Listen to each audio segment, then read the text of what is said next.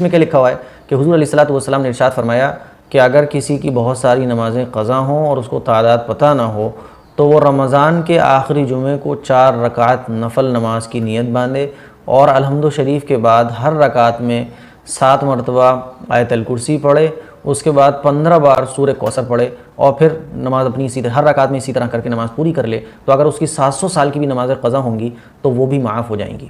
یہ حدیث دیکھیں آپ، اور آگے لکھا ہوا ہے کہ یہ تحفہ ہے جو رمضان سے پہلے ہر مسلمان تک پہنچنا چاہیے تاکہ یہ قیمتی تحفہ ہر مسلمان تک پہنچ جائے اور وہ اس سے محروم نہ رہ سکے۔ تو اس کو اچھے طریقے سے سمجھ لیں کہ یہ حدیث بالکل نہیں ہے، یہ بنی بنائی حدیث ہے، حدیث کا لیول لگا کر، حدیث کا نام دے کر اس کو خوب شیئر کیا جا رہا ہے۔ ہو سکتا ہے آپ کے پاس ہندی میں آ رہی ہو، انگلش میں آ رہی ہو، ایسی کوئی حدیث نہیں ہے۔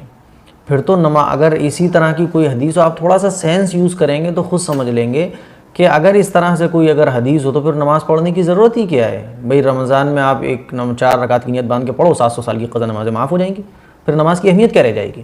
تو اسی لیے یہ طرح طرح کی چلی چلائی حدیثیں اور دین کی باتیں ہوتی ہیں، آپ اس کو اپنے علماء سے پوچھے بغیر ہرگز شیئر نہ کریں، ہرگز شیئر نہ کریں۔ اس سے پہلے بھی میں نے ایک کلپ بنائی تھی جس میں ایک حدیث بہت چلتی ہے کہ اگر اذان کے وقت کوئی بات کرتا ہے تو اس کو موت کے وقت کلمہ نصیب نہیں ہوتا ہے۔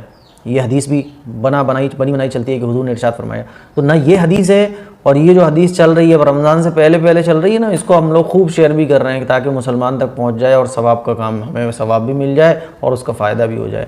بہت سارے مرد حضرات، خواتین اس کو پڑھنا بھی شروع کر دیتے ہیں۔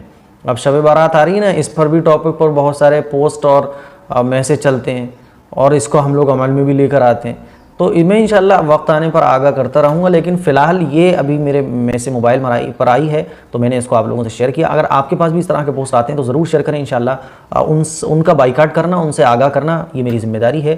تو اس طرح کی کوئی حدیث نہیں ہے۔ اسی طرح سے جو اذان سے ریلیٹڈ ایک حدیث چلتی ہے وہ بھی کوئی حدیث نہیں ہے، اور کوئی بھی حدیث ہو تو اس کو جلدی سے شیئر نہ کرا کریں اپنے علماء سے، اور جو آپ کے تعلق میں کوئی لوگ ہوں دین کی سمجھ رکھنے والے، ان سے پوچھ لیا کریں کہ بھئی یہ دین کی بات صحیح ہے بھی یا نہیں ہے، کیونکہ غلط حدیث کو آگے ہم لوگ چلاتے ہیں اور گناہ میں داخل ہو جاتے ہیں۔